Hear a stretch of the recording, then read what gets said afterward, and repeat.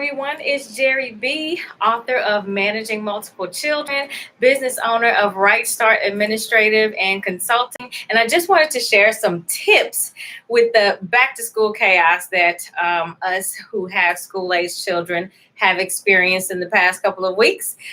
So, whether your child started this week or a week ago or 2 weeks ago, we're all in that same category. So, I wanted to share some tips that have helped with parents that I've shared the suggestions with locally at the schools that my kids attend. And so I wanted to share it with my broader following as well. So a couple of things that I want to talk about is managing the back to school chaos when it comes to the notices and notifications that we receive, managing the calendar with school events and everything, and then managing finances and school expenses. So starting with managing notices. So we know that we now can get notices in hard copy, like paper form. Notices may be coming home, and digital notices. So I want to split the two. When it comes to paper notices and handouts and forms you may need to look at, what I suggest is a school drop box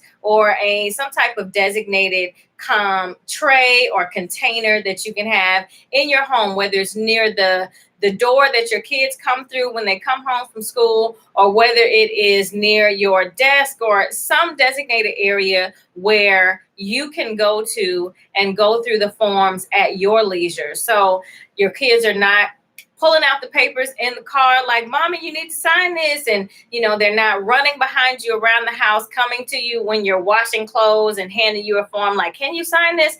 Instead of that, have a designated spot that the kids know where it is. All adults in the house know where it is. And so if it's a form or a permission slip or a syllabus or anything that has to do with school that you need to read or sign, anything like that, review, even if it's their homework, go ahead and set up a designated drop box area, school drop box, a tray, a container, as I was saying before, where the kids know to drop it there. Do not chase mommy around the house. Do not hand it to mommy in the car, but put it in that drop box. And then mommy or daddy, at the time of their leisure, whether it's an hour after you get home from work or right before you wind down to go to bed, or even in the morning with your coffee, whatever that time is for you, you then take the time to go to that container, review the forms, sign what you need to sign, and go through it at your leisure. But that way you don't have papers being left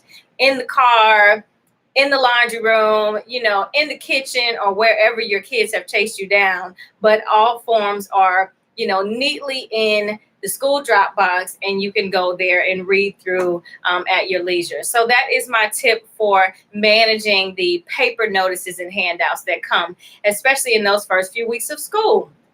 And then also managing digital notifications. So we know that schools are now, converting to parent portals and different virtual systems where parents are getting notifications, whether it's school-wide or per teacher.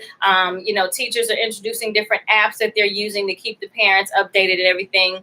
And what I suggest is a designated email, because what I hear a lot is that parents will say, oh, the school said they sent the email, but I have so many emails in my inbox, I must have missed it.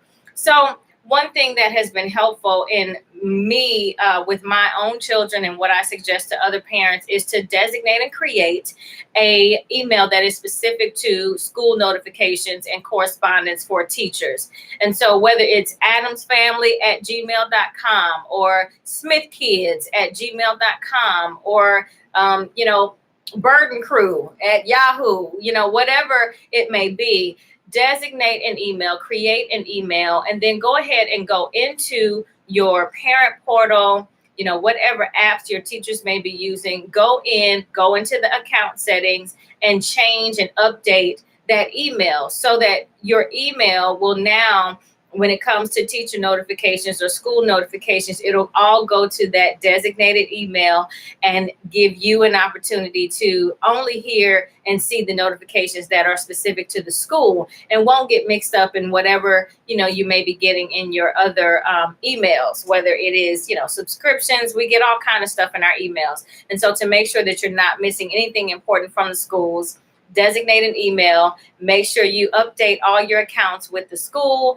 and the apps that your teachers may be using, and make your life a little bit easier. So that's always helpful when it comes to virtual notifications. Okay, so I hope that helps with that. Managing the calendar. So it is very helpful for me and my household to take the school calendars. And of course, I am a mother of 6. And so at one point, there were notices and calendars coming from all over the place. I remember at one point, my 6 children were at 4 different schools, depending on the age and the generation. So in that, in that time, in that season, I would take all of the school calendars from all the different schools and merge them into my daily calendar. So whether you use a calendar book or a planner, or whether you use a virtual calendar, go ahead and take some time at the beginning of the school year to merge the full school calendar into the calendar that you're using daily. And that way you have all of those dates right in front of you on a weekly basis or daily basis, however you review your calendar. But it's right there. So whether it's a no school day or a school dance or, a fall break or any of those things, nothing is coming upon you, unexpectedly. You have it all right there, merged into your calendar, into your daily living. And so you see it and you see what's coming, and it just helps you to project and be ready for the school year and what's coming up. And it makes your students' school year a lot more productive as well. So I hope that helps when it comes to the calendar management for school. And then lastly is finances and expenses. So I am literally experiencing it as we speak.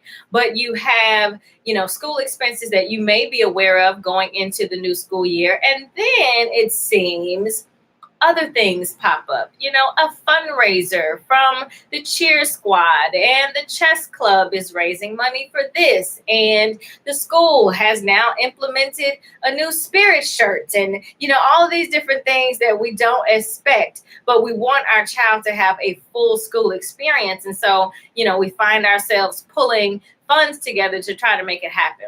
Well, what I suggest is that you create a school reserve, a school fund that is, off to the side, whatever the line item budget can be, whether it's $25 or $50 or $100 a month, something that you can put to the side for those unexpected school expenses. So whether it is, a fundraiser, or a car tag, or a new book that's coming out that the kids need to buy, whatever it may be, try to put together a school reserve that you can add into monthly, so that when those things come up, you have a reserve to pull from.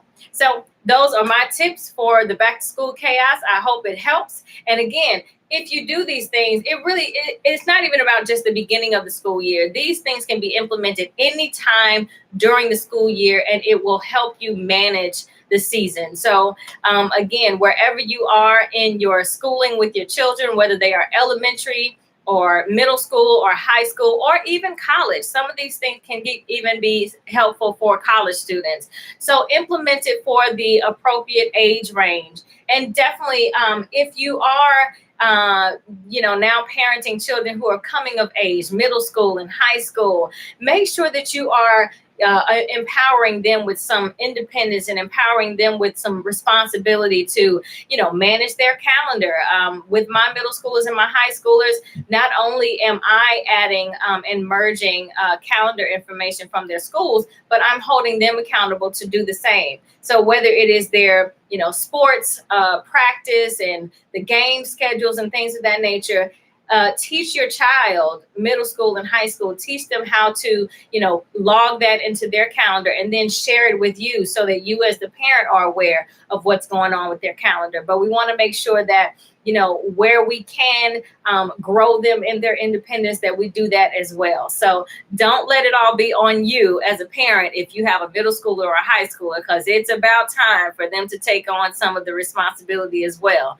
So don't forget to teach in the midst of your household and in the midst of your child coming of age. So again, I hope these tips help. Have a wonderful and productive school year, and I will see you another time.